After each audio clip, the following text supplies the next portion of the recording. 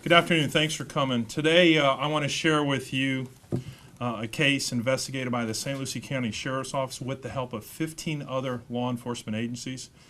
We called the case Operation Bag Boy because one of the people arrested, Luis Ramirez, whose picture is up there, was running a grocery store where he was also dealing in stolen cars. This complicated case involved a year and a half worth of work by two of our detectives who put in more than 500 hours on this case.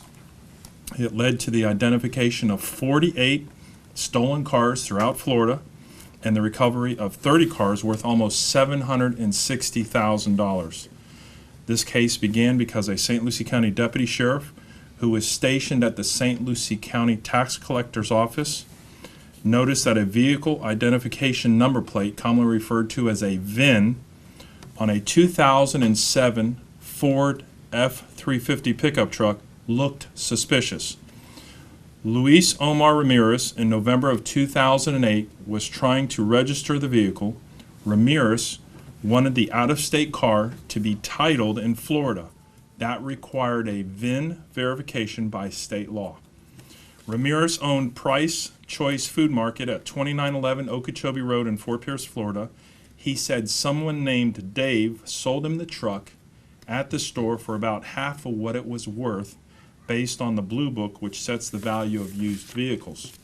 Our auto theft detectives determined from the phony VIN plate that federal inspection sticker that the truck was stolen, and we seized the vehicle.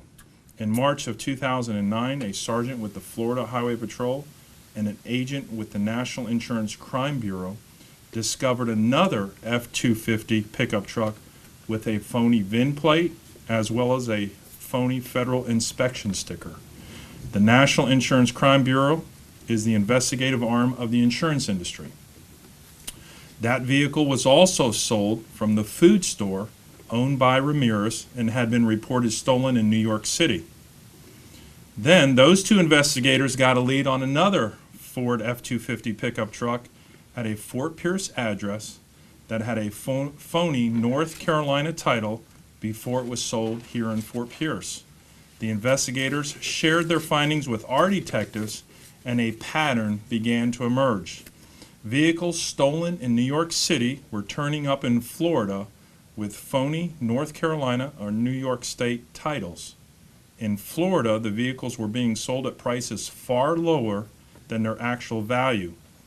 Sheriff's detectives then requested 80,000 records of the Florida Department of Highway Safety and Motor Vehicles on vehicles registered in Florida between the time frame of January 2008 and April 2009, using either a North Carolina or a New York title as a previous state of records.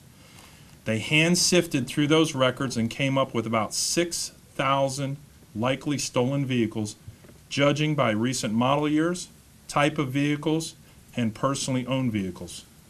Sheriff's detectives sent those records to the National Insurance Crime Bureau.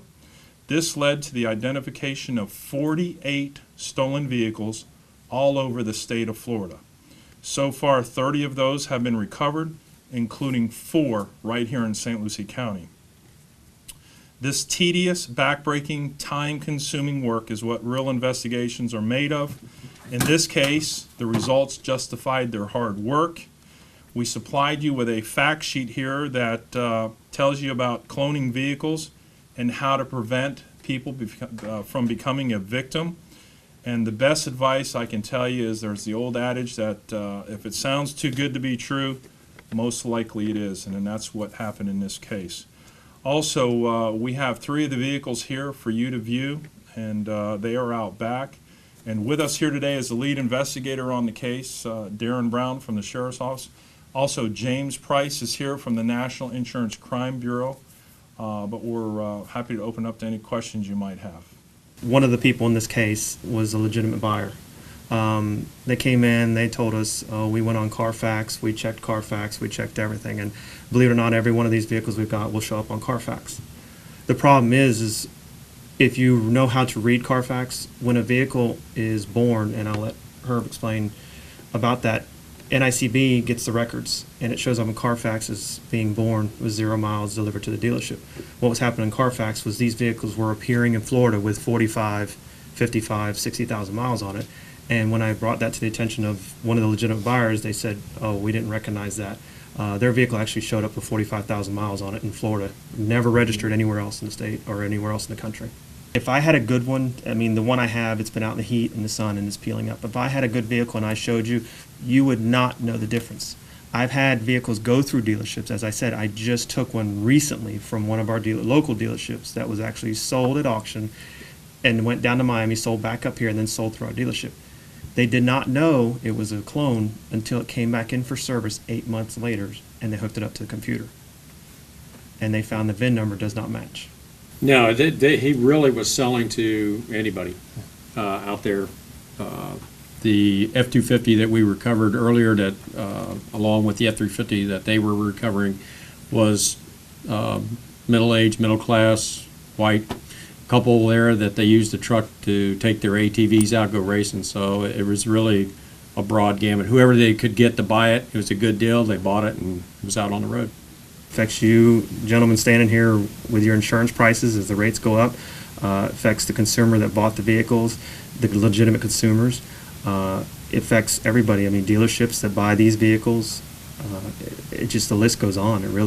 It's mind-boggling what it affects the people. The best thing is you can get a Carfax and you can look at it look for some clues and maybe see a history of that car being purchased. Would be a good clue that the car seems to be valid. You can also request that, bring the car in and have maybe law enforcement take a look at it, make sure it is the true thing out there. And as the sheriff said, if it's too good to be true, it really is. It's a bad deal. A lot of people get stuck with bad cars here in Florida.